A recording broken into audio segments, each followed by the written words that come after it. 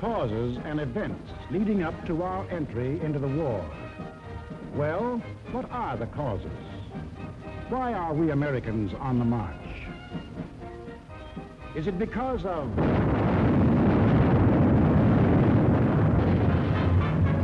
Pearl Harbor? Is that why we are fighting? Or is it because of Britain?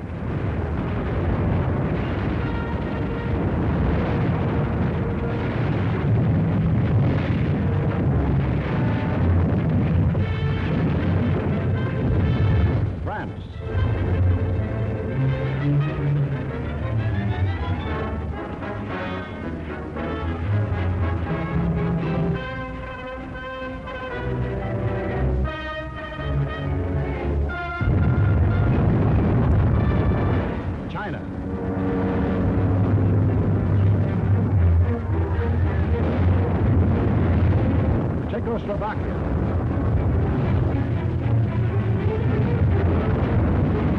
Norway,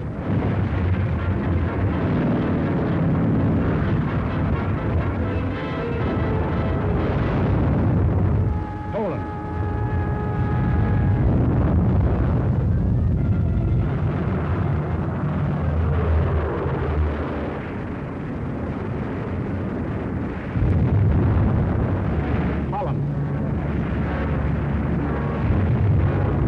Greece,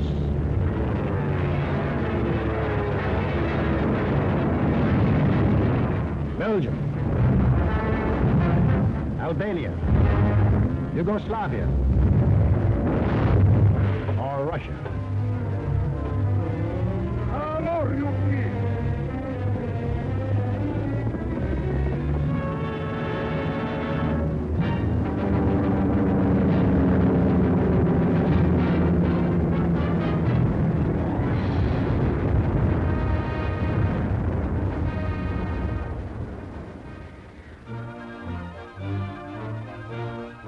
Just what was it made us change our way of living overnight? What turned our resources, our machines, our whole nation into one vast arsenal, producing more and more weapons of war instead of the old materials of peace?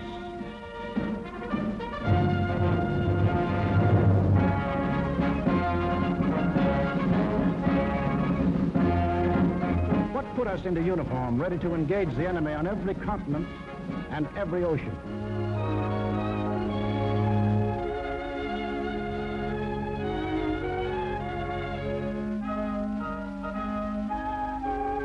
What are these two worlds of which Mr. Wallace spoke?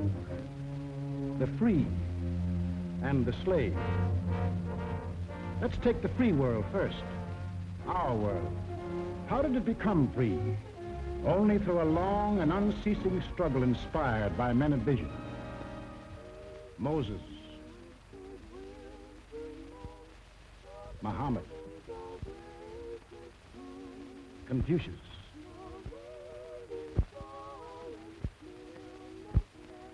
Christ. All believed that in the sight of God, all men were created equal. And from that there developed a spirit among men and nations, which is best expressed in our own Declaration of Freedom.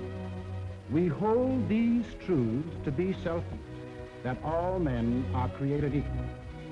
It is the cornerstone upon which our nation was built, and the ideal of all the great liberators: Washington, Jefferson, Garibaldi, Lafayette, Kosciuszko, Bolivar, Lincoln. Lighthouses lighting up a dark and foggy world. That government of the people, by the people, for the people, shall not perish from the earth. Fighting, living, dying. For what? For freedom. That for which men have fought since time began. To be free.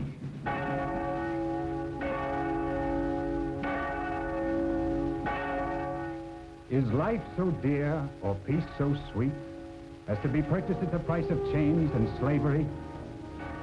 Forbid it, Almighty God. I know not what course others may take, but as for me, give me liberty or give me death. But what of this other world? Here men insisted that progress lay in killing freedom. Here they were putting out the lighthouses, one by one. Here the march of history was reversing itself. In Italy it began when an ambitious rabble-rouser set his followers marching on Rome.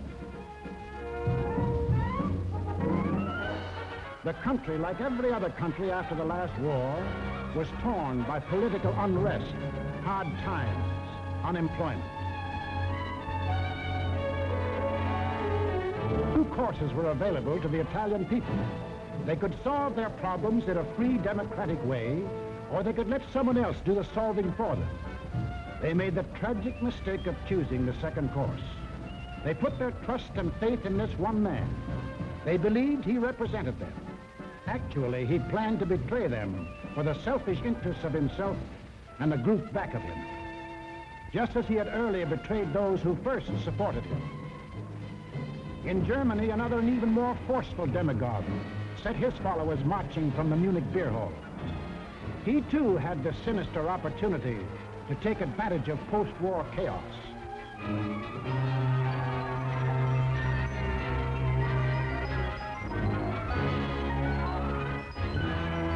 But he also had certain distinctive German characteristics to play on. To start with, the Germans have an inborn national love of regimentation and harsh discipline. He could give them that.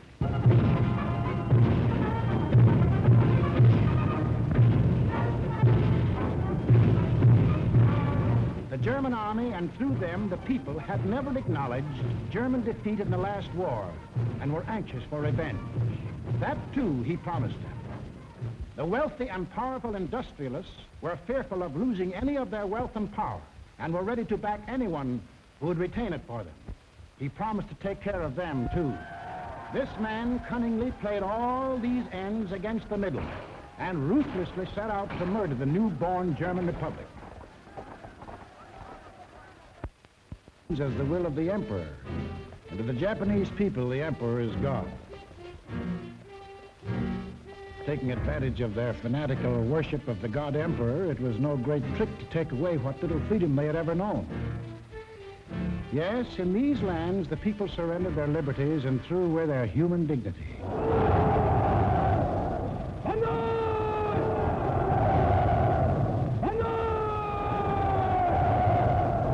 They gave up their rights as individual human beings.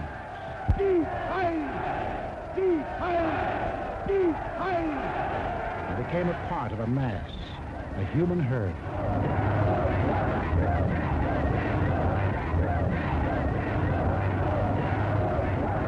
Although these countries were far apart and different in custom and in language, the same poison made them much alike.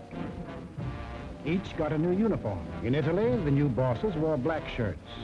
In Germany, the shirts were brown. In Japan, they hid behind the uniform of the army.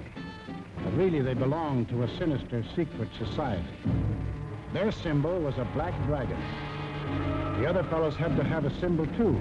Germany, a swastika. In Italy, the old Roman symbol of the fascists. In Germany, they called the new order National Socialism, or Nazism. In Italy, they had a shorter word, fascism. In Japan, they had lots of names for it. The new era of enlightenment, the new order in Asia, the co-prosperity sphere. But no matter how you slice it, it was just plain old-fashioned militaristic imperialism. The Japs would get the prosperity, and the others would get the coal. They say trouble always comes in threes. Take a good close look at this trio. Remember these faces. Remember them well. If you ever meet them, don't hesitate. Eine wahrhaftige Weltmann-Showspotter sein. Und zweitens, Sie wollten, Herr... Stop thinking and follow me, cried Hitler. I will make you masters of the world. And the people answered, Heil! Heil!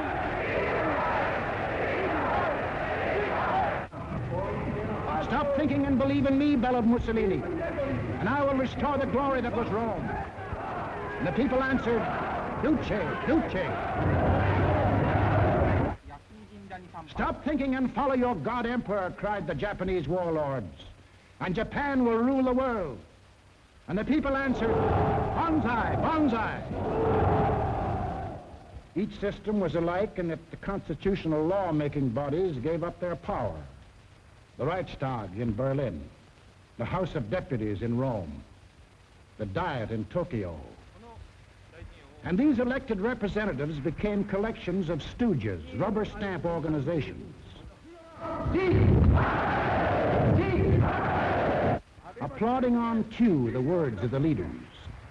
Each system did away with free speech and free assembly. Each system did away with a free press and substituted a press controlled by the party.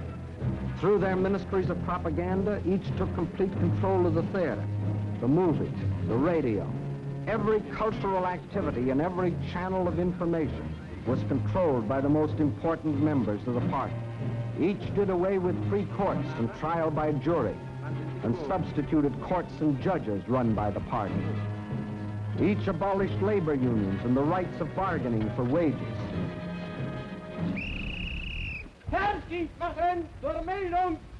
Achtung! Abteilung 6, 310 mit 13114 beim Grabenbau. Danke. Heilser!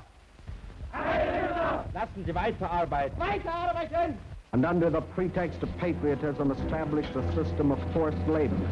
Each enforced its decrees by an army of secret police who held the power of life and death over every individual. And for the few who still believed in freedom and said so, there was a ready answer.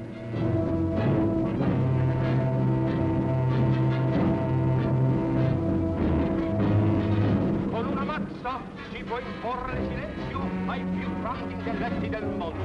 The greatest intellect in the world can be silenced with this. That is an exact translation of the words these black shirts cheer so lustily. Ich sage nur so viel, wenn ich das Wort Kultur höre, dann greife ich schon nach meinem Revolver. Whenever I hear anyone mention the word culture, the first thing I do is reach for my gun. Yes, they had the answer. The blackjack and the gun.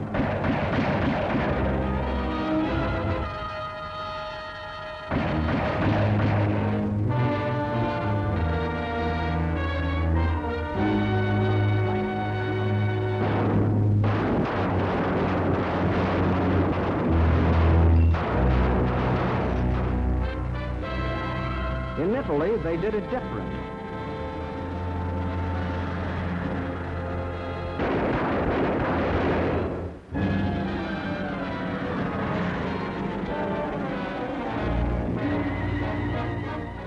while in Japan,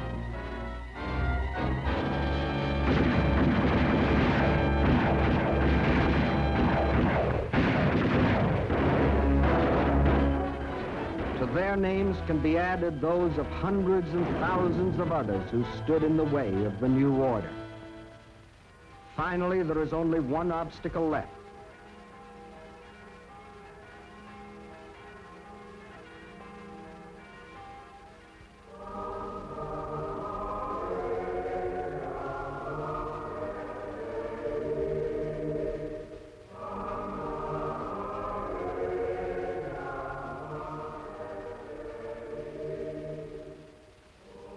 The word of God and the word of Führers cannot be reconciled. Then God must go.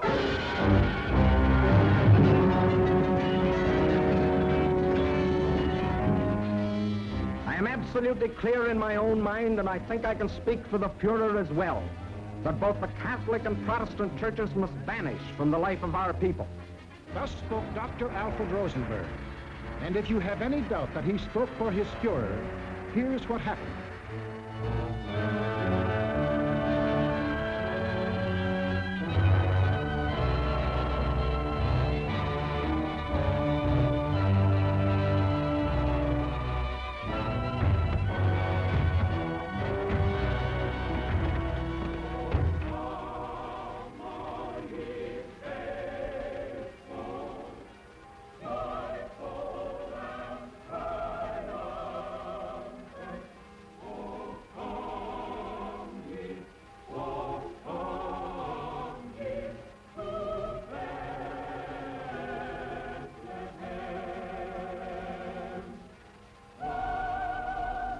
Thousands of other men of God, Protestant, Catholic, Jewish, were persecuted, arrested, confined in concentration camps.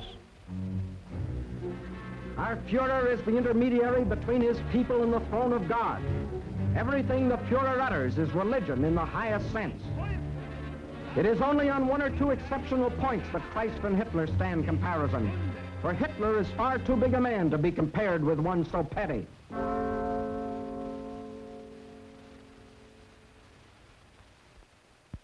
German classrooms. Adolf Hitler ist unser Retter, unser Held, der edelste Führer auf der ganzen Welt. Für Hitler leben wir und wir sterben gerne wir. Für den Führer bis zum Tod, denn er ist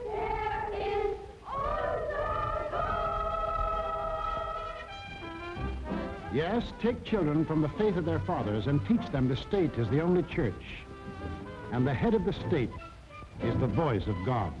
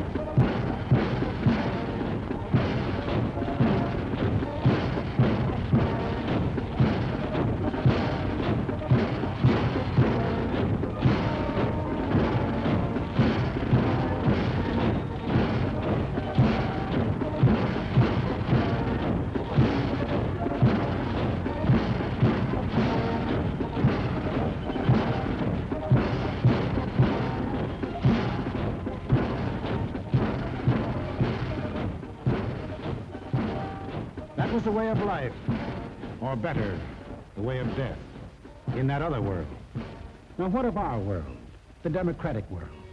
What did we want? What did we do about it? First of all, we wanted peace and security. And to prove our sincerity, in 1921, we initiated the Washington Disarmament Conference. This resulted in two vitally important treaties.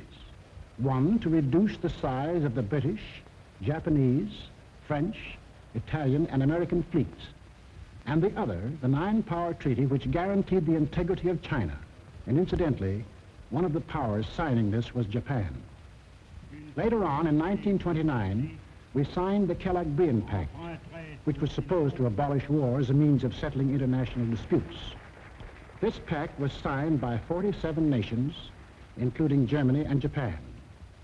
President, I have the honor of handing you the London Naval Treaty. Faithful to our treaty obligations,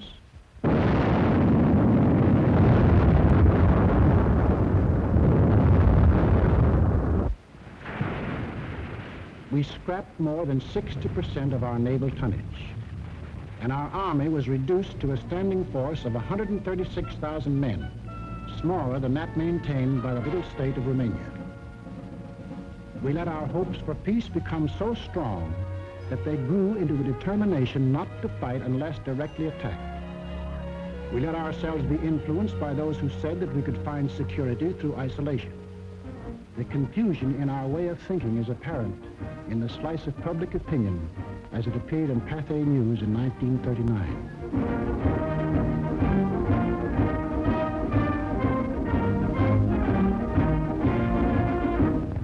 Another war, not for me. This time America should keep out, and I know I will. If war breaks out in Europe, I think that this country should heed the advice of its first president and avoid all foreign entanglements. I haven't the slightest idea of European affairs. In the event of war in Europe, I think we should stay out of it entirely. And all our efforts should be made to keep out of the fight. Let Europe fight her own battles. They mean nothing to us. We should mind our own business. By all means, no. Yes, fight. No. No. Yes. If my country calls, yes. No. We simply did not want to understand that our individual and national problems were, and always will be, dependent upon the problems of the whole world. And we had individual and national problems to worry about, plenty of them, just as Germany, Italy, and Japan had. But we faced them in a democratic way. We passed laws to give working men a chance to improve their lot. We established an insurance program for those without jobs. We began to give old folks protection against want and hunger. We organized the CCC to provide our young men with healthy and useful employment.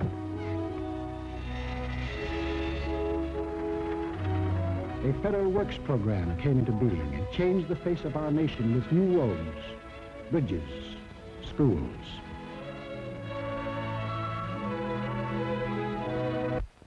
We built great new dams which brought the miracle of electricity to millions of our people.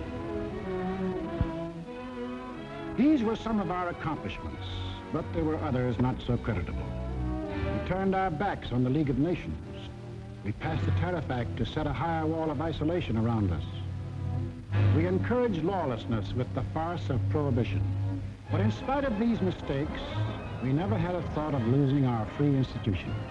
John Q. Public still ran the country. He had his choice of voting for Dewey, Wilkie, Roosevelt, or anybody else. In Germany, they had the choice of voting for Hitler, Hitler, or Hitler.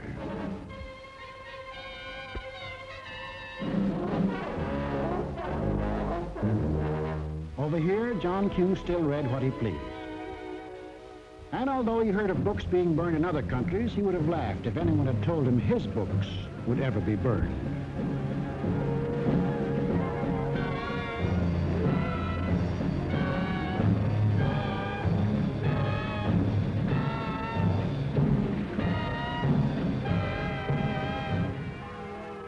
And on Sunday, if he felt like it, John Q. went to any church he pleased.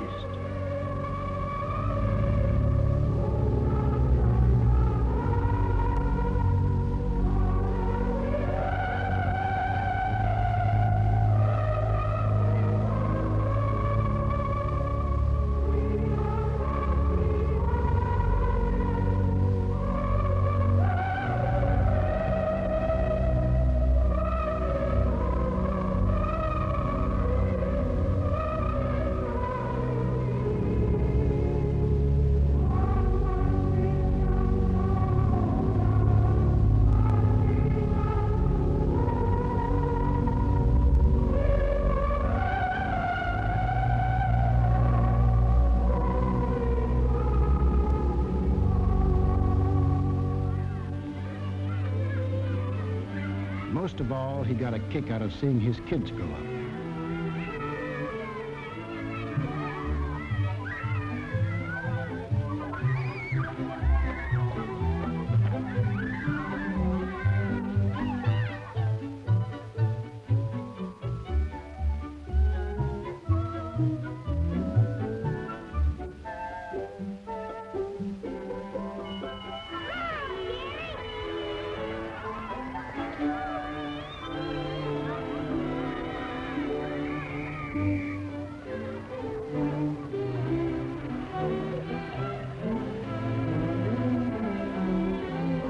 The average American was quite unconscious of the fact that some people had this in mind for the little John Hughes.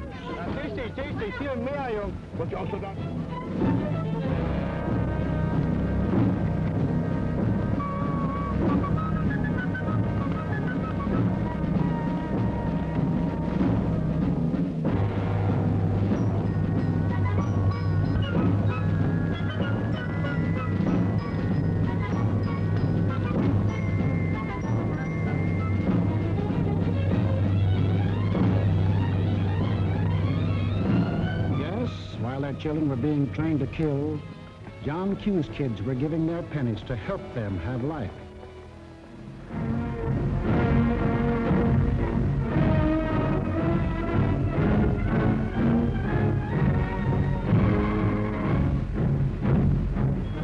And when we saw these men in the newsreels, quite often we laughed.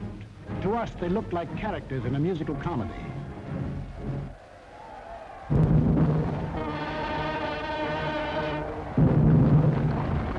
But they weren't comic. They weren't funny. They were deadly serious. They were out for world conquest. And what made it doubly serious was that there were 70 million Japanese, 45 million Italians, and 80 million Germans, all hopped up with the same idea. Deutsches Volk hilft dir selbst.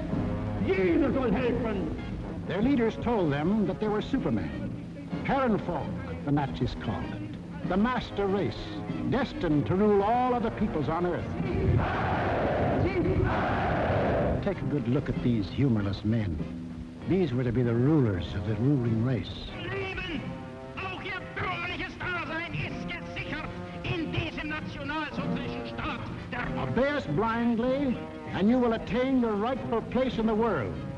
All other people will be your slaves. That's what they promised them.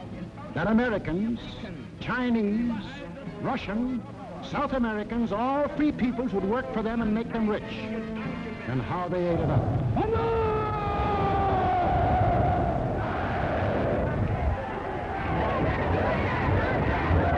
We shall restore the glory that was Rome. Today we rule Germany. Tomorrow the world. The Pacific is ours. It was inevitable that these countries should gang up on us.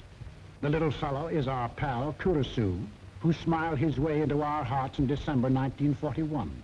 Here he and his friends are busy carving up the world in advance, staking out their claims. Take a good look at these claims. Here was the Italy that Mussolini took over in 1922.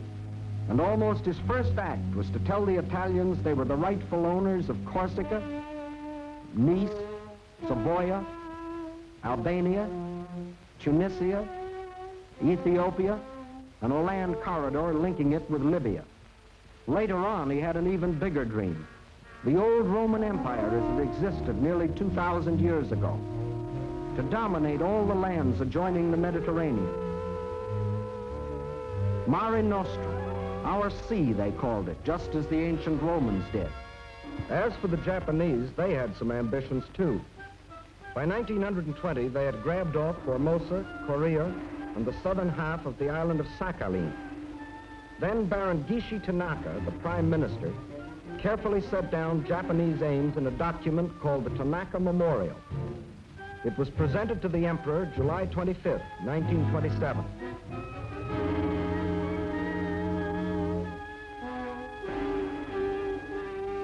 Here was their dream. Manchuria for raw materials, China for manpower, Then a triumphant march through Indochina, Siam, Burma, India, the East Indies, and on through Australia and New Zealand. And in the north, all they claimed was that part of Russia east of Lake Baikal. That was to be the new order in Asia. Then the Japs would move eastward to crush the United States and really start their co-prosperity sphere. Now take a look at the bite the Nazis reserved for themselves. Here's the Germany Hitler walked into, and here's what he wanted.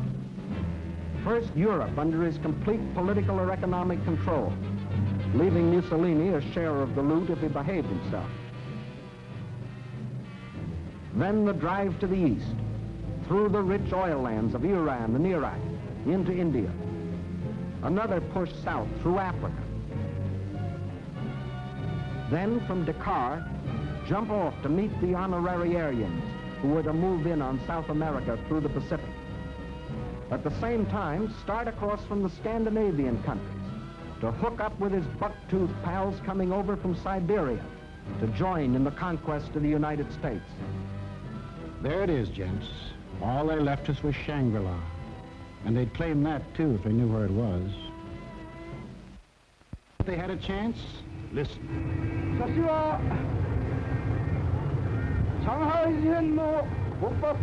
When war comes between Japan and the United States, I shall not be content merely to occupy Guam, the Philippines, Hawaii, and San Francisco. I look forward to dictating the peace to the United States in the White House at Washington. Yamamoto wrote those words on January of 1941. Yes, the conquering Jap army down Pennsylvania Avenue. That was the final goal.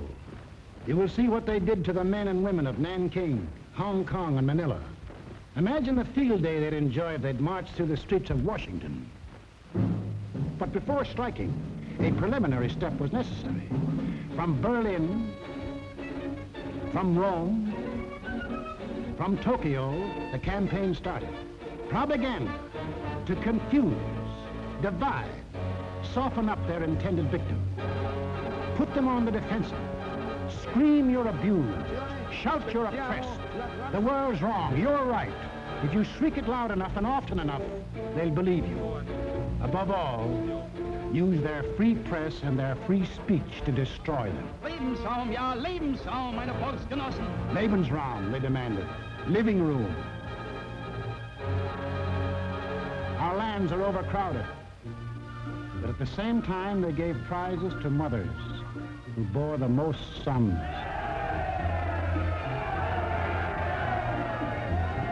They brought together large groups of young men and young girls for human breeding. Read what one of their leaders wrote.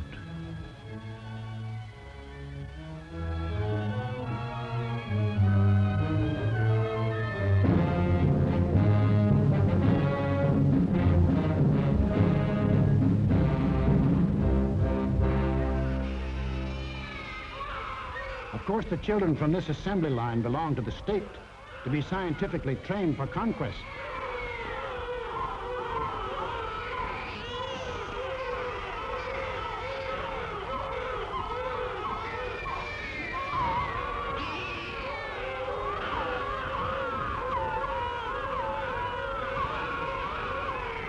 Another howl was the lack of raw material. They claimed they were the have-nots and we were the haves. But out of this supposed lack, they built up the greatest war machines the world has ever known. These are the published figures from the German military budget.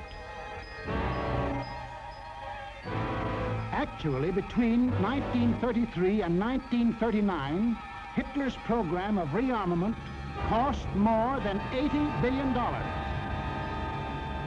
The Nazis alone assembled a striking force of 30 panzer divisions, 70 motorized divisions, 140 infantry divisions, plus the Luftwaffe, the world's largest air force. And they had no raw materials. Think of the bread, the automobiles, the good things of life that the German, Italian, Japanese leaders might have given their people if they had spent this money for peace instead of war. You know what billions we are now spending to match their military force? No. No, these arguments were all smokescreens. When war came, the democracies proved to be the have-nots, and our enemies the haves. And when war came, where did it come?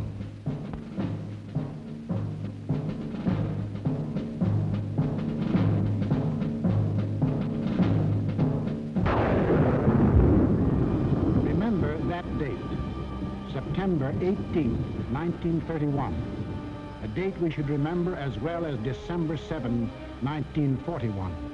For on that date, in 1931, the war we are now fighting began.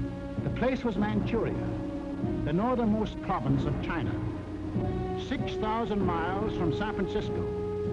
Manchuria, the first objective in the Tanaka Plan. By September 18th, the Japanese, who by treaty patrolled the southern Manchurian Railway, had secretly and illegally increased their garrisons. On the Korean-Manchurian border, an entire Japanese army was assembled, conveniently equipped for a winter campaign. All they needed was an excuse. They made their own.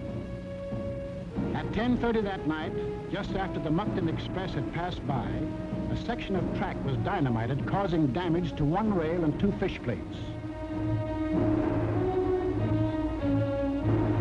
Japan's honor had been violated. Within half an hour, the Japanese railroad garrison launched a coordinated attack on the barracks of the sleeping Chinese army at Mukden. The slaughter was appalling. By midnight, the conveniently placed Japanese army poured across the Korean border, and the first open act of aggression, the invasion of Manchuria, was on. In 4 days, they had occupied the whole of southern Manchuria, and shortly after, the whole country. Manchuria became Manchukuo, a puppet state with an obedient stooge on the throne, Henry Puyi, a weakling whom the Japanese had prepared for the job with 7 years of women and song. In Washington, Henry L. Stimson, then Secretary of State, now Secretary of War, sent out a blistering denunciation of the attack. The League of Nations sent a committee of 5, headed by Lord Lytton and including our own General Frank McCoy, to Manchuria to investigate. In October of 1932, the committee issued its report. We found that the Japanese occupation of this large part of China was not justified on the ground of self-defense, and that the new state which had been set up was a Japanese protectorate rather than a genuine case of Manchurian self-determination. Shortly after, the League condemned Japan as an aggressor nation. À son Excellence, Monsieur Matsuoka, délégué du Japon. I call on His Excellency, Monsieur Matsuoka, delegate of Japan.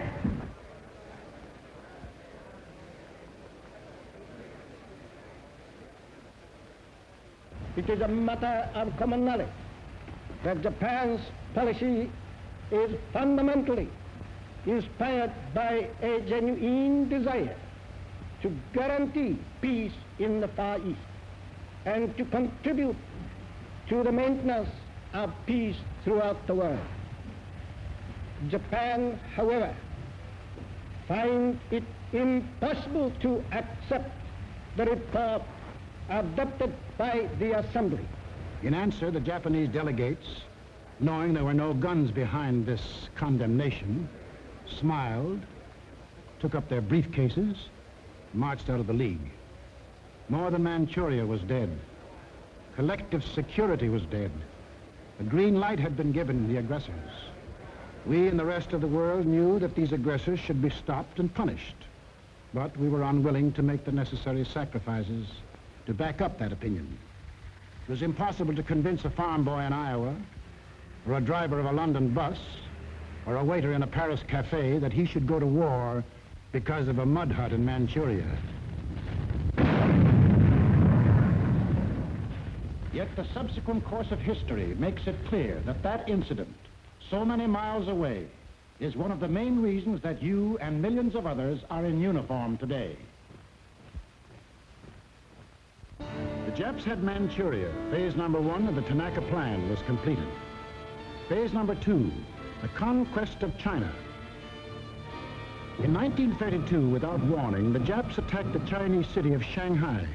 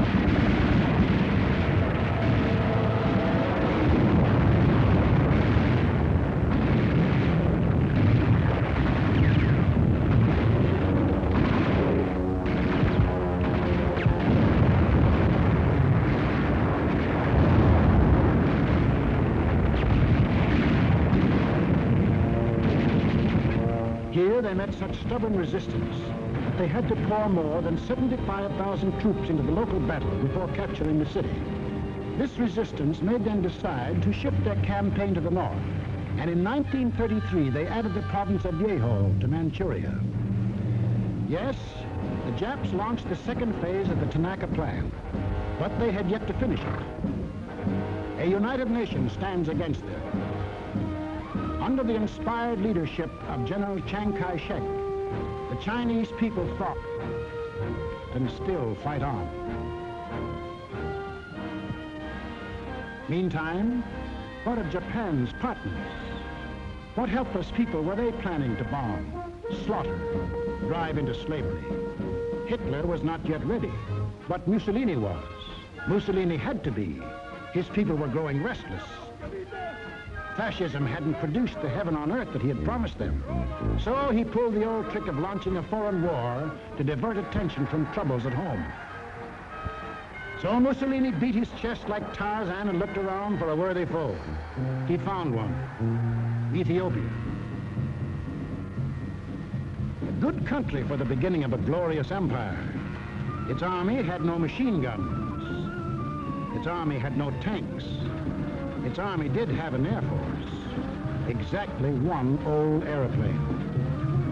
One airplane against a nation which had developed a new theory of total air war, of the blitz which would wipe out cities, destroy civilians, men, woman, and child. In October of 1935, following the Japanese example, an incident was provoked at the little settlement of Wall near the border of Ethiopia and Italian Somaliland. Italy's honor had been violated. Refusing any arbitration, Mussolini moved the whole might of his army through the Suez Canal to overrun the undefended country. Ethiopia's emperor, Haile Selassie, appeared before the League of Nations.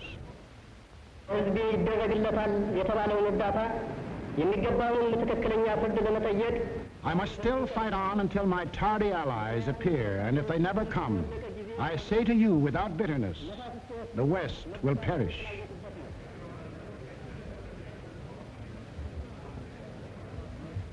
Members of the League half-heartedly stopped trading with Italy, but refused the only thing that will stop any aggressor, force.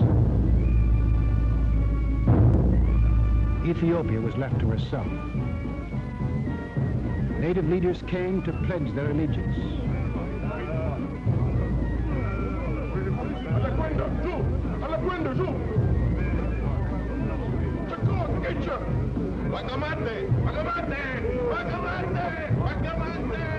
The people of Ethiopia, with their spears and bare hands, faced the guns and the tanks of the invaders, fighting desperately and gallantly to save their country from conquest.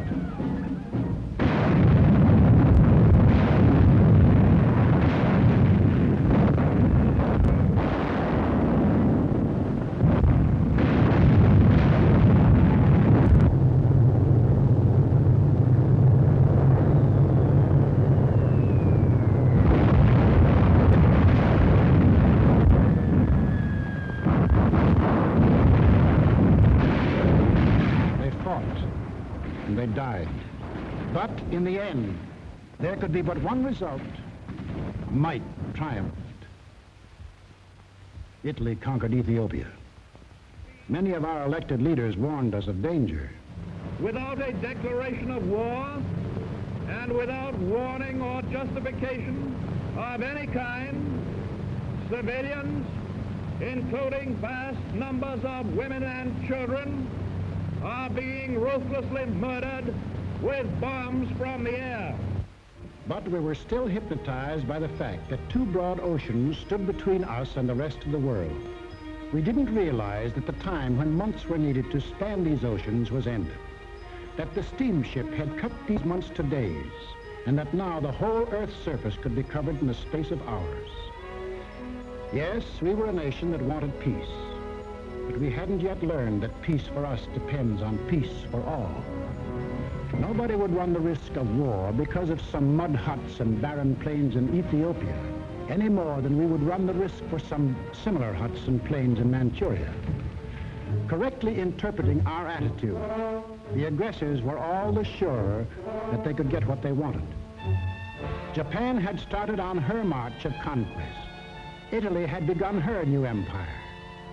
And now the third gangster. What about him? We'll take him up in our next film and show how he joined his partners and put in his bid. For this is what we are fighting. Freedom's oldest enemy. The passion of the few to rule the many. This isn't just a war. This is the free people's life and death struggle against those who would put them back into slavery. The free peoples of America and Britain, of Russia and China, of Canada, Australia, and all the 30 United Nations that have sworn that man shall still remain free. That is the cause in which we fight. We lose it, and we lose everything. Our homes, the jobs we want to go back to, the books we read, the very food we eat, the hopes we have for our kids, the kids themselves. They won't be ours anymore. That's what's at stake. It's us or them. The chips are down. Two worlds stand against each other. One must die, one must live. 170 years of freedom decrees our answer.